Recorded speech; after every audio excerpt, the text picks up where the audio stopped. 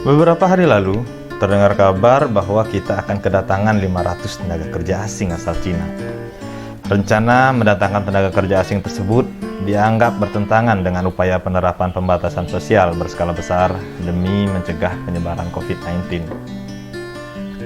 Kita ketahui bersama bahwa perkembangan wabah COVID-19 ini telah menjadi pandemi di lebih dari 150 negara. Dan harusnya prinsip pembatasan sosial ini bisa dilakukan secara merata. Kebijakan pemerintah ini dikritik sejumlah pihak. Bukan hanya kritik soal nasib banyaknya warga negara yang butuh pekerjaan, tetapi juga soal penyebaran virus corona di Indonesia yang kini sedang berada pada fase puncak.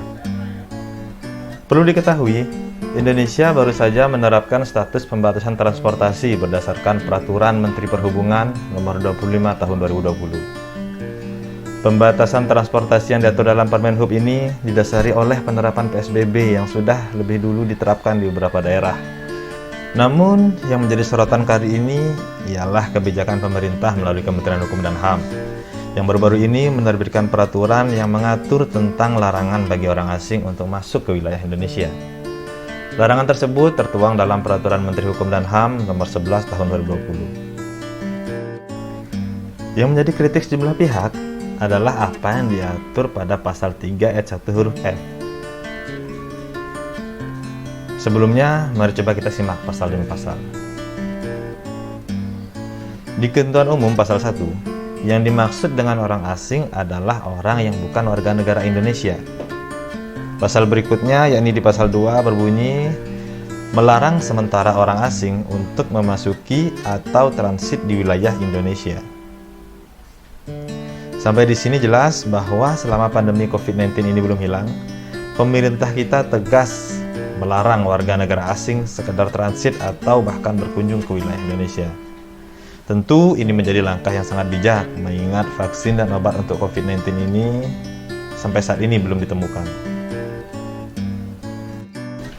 Lanjut ke pasal 3 ayat 1 huruf F yang berbunyi, pelarangan sebagaimana dimaksud dalam pasal 2 dikecualikan terhadap orang asing yang akan bekerja pada proyek strategis nasional. Nah, ternyata ada pengecualian di sini.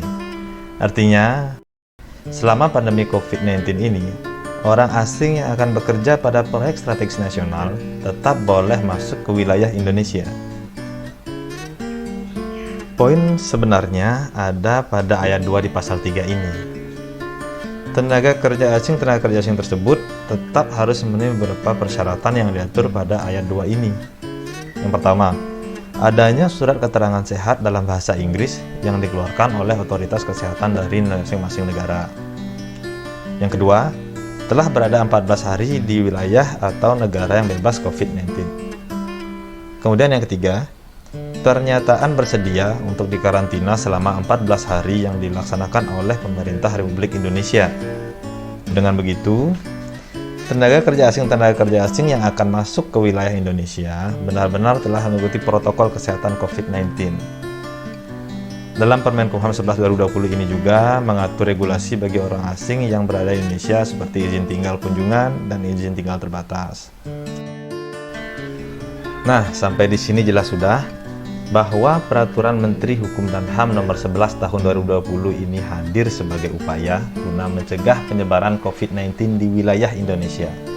Juga tetap mendukung program pembangunan nasional.